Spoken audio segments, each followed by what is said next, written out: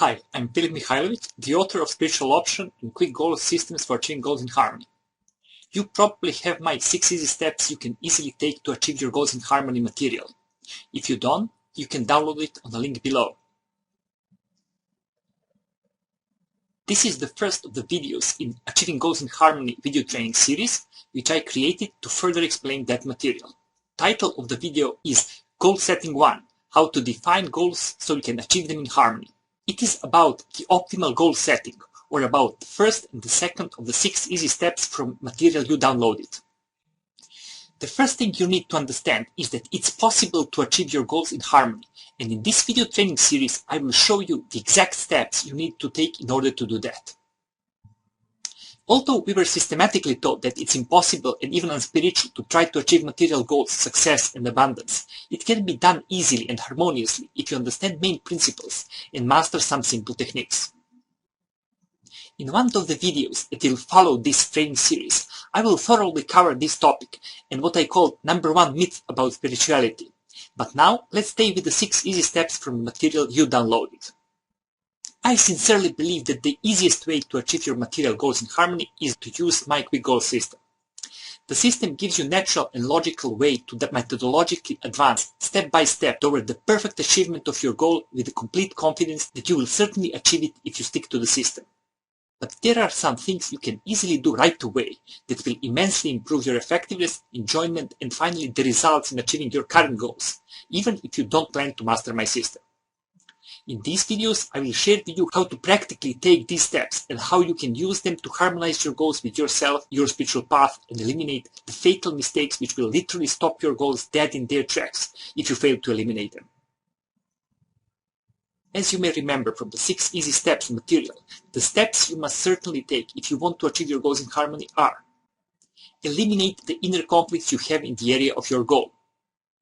Transform your goal into the optimal form. That is the future experience that you will have when you reach your goal. Specify the past of your imaginary future experience. Use that past to easily create an action plan for the goal's achievement. Start taking actions from the action plan.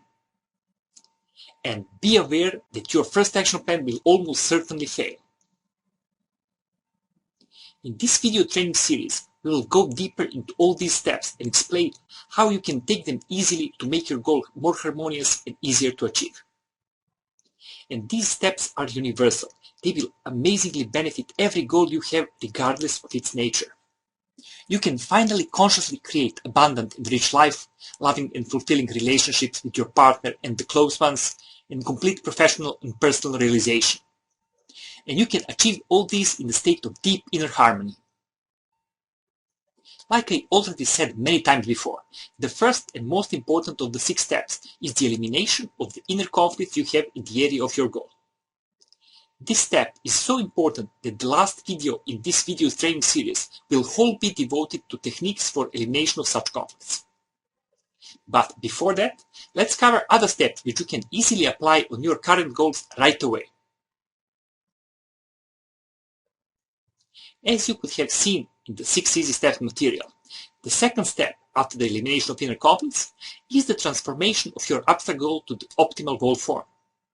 Optimal form for a goal is an imaginary future experience which you will have when your goal is achieved. There are several reasons why it is much better to have your goal in the form of future experience instead of an abstract goal. Abstract definition of the goal generates by itself some additional emotional conflicts. Goal in the form of future experience is something that you can directly experience, and because of that it becomes much more desirable. Because of that, it's much easier to motivate yourself for taking necessary actions for achieving such a goal. A goal in the form of future experience will also generate an action plan for the achievement in the most natural way. Abstract form is not optimal for setting your goals. An abstract definition represents an infinite number of specific experiences, and some of them are not what you really want. This is why such a definition generates emotional conflicts, even before you take first step toward the achievement. It's also more difficult to feel and experience an abstract goal and emotionally connect to it. Think about it. Goals: I want to earn $15,000 in the next 3 months, and I want to earn $30,000 in the next 3 months, are exactly the same, with the abstract knowledge that one of the sums is twice bigger than the other. This is why it's much better to define your goal as a future experience you will have when your goal is achieved. With your goal in the form of future experience, you also get a precise definition of what you really want, and therefore you can make it perfectly attractive for all parts of your being. Defining your goal as a desirable future experience also makes it much easier for you to feel it and experience it, and because of that, the goal becomes real and desirable. Such goals also become more important and attractive, which makes them much easier to motivate yourself for. So, how the abstract form of your goal generates inner conflicts? Abstract goal can be achieved in many different experiences, and some of these experiences are not desirable. Because of that, we unconsciously resist such goals. Let's look at the following example, so you will see exactly what I mean. Let's say that your goal is to have $10 million in the bank. When you consider that abstract goal, it could be achieved in an enormous number of experiences, some of which aren't what you really want.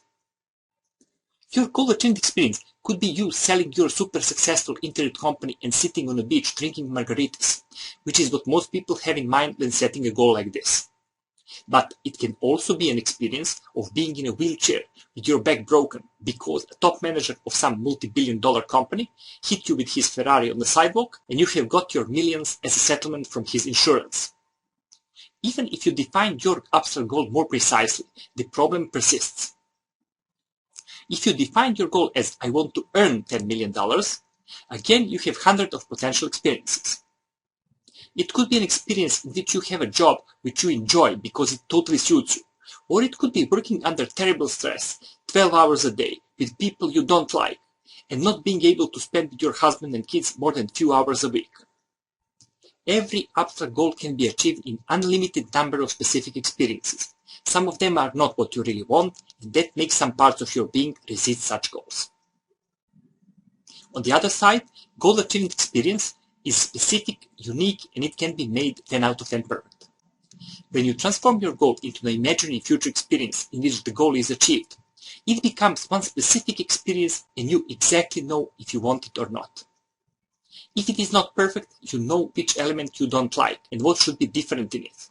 If you give it some thought and modify it in a way to make it a really perfect experience, you will get something that is really perfect and completely desirable for you. In that way, you can make your goal become something you truly want. When your goal is like that, all parts of your being are in harmony with it. It becomes perfectly attractive to all your aspects, and you start working on it as a whole being. And because it's really attractive even for the deepest parts of your being, it's in harmony with your spiritual path too. At the end of the text that describes your future goal experience, it's a good idea to add the sentence which I call the date and safety statement. This is the sentence that states something like, I will achieve this outcome, or one even more favorable for me, in the material reality before, here you should write the deadline you chose for reaching your goal, in a way which makes the highest good for me and all others involved. The date and safety statement reminds you that the description you created is just an example of what you want, and that you want such outcome achieved in a way which is beneficial for you and people around you. It reminds you not to be too fixated in the mental image you created and stay open to other opportunities that the universe may offer. Another reason why you want to have the date and safety statement in your achievement experience is that it clearly reminds you that you still need to achieve your goal, that the goal is not achieved yet. And now let's look at the step 3 from the 6 easy steps material. It's quite possible that I'm not the first author from whom you heard that you should transform your goal into a future experience. Possible benefits of that approach are quite obvious, so it's a relatively popular idea. But even if you have the goal in the future experience form, it's possible that you are actually reducing your chances for the achievement instead of increasing them. This is so because although the benefits of this approach are so obvious, the same can't be said for its weaknesses. The only real weakness of having your goal in a future experience form is that it may reduce the motivation for taking necessary actions and therefore the probability of achieving your goal in the material world. The recent research shows that visualization of the future achievement of the goal makes people feel better about it, but actually less successful in achieving it in material reality. It is really serious scientific research done at the University of California. And if you pay attention to what is really happening when your goal is in that form, results of this research are quite logical. When you are visualizing your goal or just thinking about it, you are experiencing the future experience of success. That will naturally make you feel good. The same thing will also make you content about your goal and reduce your motivation to take the necessary actions in the material world for goal's achievement. Motivation is the result of desire to have your goal and the awareness that you don't have it. The date and safety statement that I asked you to add at the end of your future goal experience at the end of the last chapter will partially take care of that problem. In that statement, we are noticing that you yet need to achieve your goal before the deadline you have set and you still don't have it. But the optimal solution for that problem is the third step from my 6 easy steps material you downloaded a few days ago. Most people create goals as imaginary future experiences in which they have what they want, but pretend that the events that happened before that experience don't exist. Usually, they accompany that idea with some story about not wanting to limit the possibilities in which the goal can be achieved, and the idea that the loving universe will somehow find a way for the achievement. It's almost like the act of visualization of the future experience will magically force the universe to produce the result they want. What most practitioners don't understand is that if you really transform your goal into the future experience in which your goal is achieved, it must have some past. Just think about it. Did you ever have an experience that didn't have a past, that didn't have something else happen 5 minutes before it, something 24 hours before it, and something 3 months before it? No, you didn't. Whichever experience you set as your goal, it certainly has its past, and you should be aware of it. Whenever you think about your goal experience, whenever you work with it or visualize it, you should always be aware of its past, as it is an inseparable part of the experience. If some student's goal achievement experience is himself knowing all answers to the professor's questions, there must have been a moment in the past of that experience in which he learned these answers. If your goal experience is you checking your bank account and having a certain amount of money in it, somehow the money must have gotten into your account before that moment. So every goal experience must have its past, and you should be aware of it. Awareness of experience's past will make it obvious that in the moment when you are thinking about it, you haven't achieved it yet, and that some things need to happen before you can have it and enjoy it.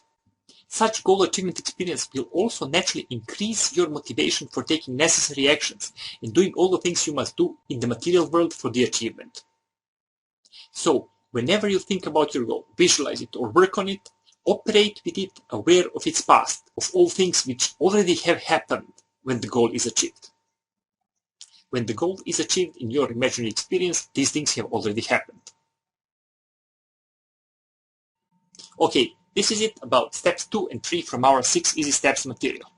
But before we finish, notice that if you know some techniques for elimination of goal-related inner conflicts, it's essential to use them before you try to create your future goal experience.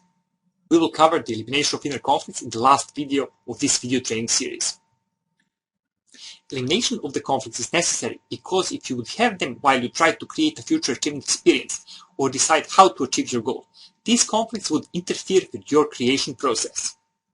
They would get in the way of creation process and objective assessment of your available options for the achievement. It's easy to understand that if you look at the extreme case of having inner conflicts unresolved.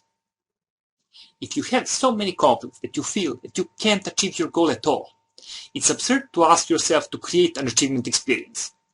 You feel that your goal is impossible. It also doesn't make sense to consider experiences past and ask how the goal was achieved. In less drastic cases, inner conflicts would limit the options you consider possible or desirable, and the creation process would be in a way polluted with your unresolved conflicts. For example, if you are trying to create your own private business and you still have some unresolved conflicts about trusted people, you may hesitate to choose options which would involve the help or partnership with others.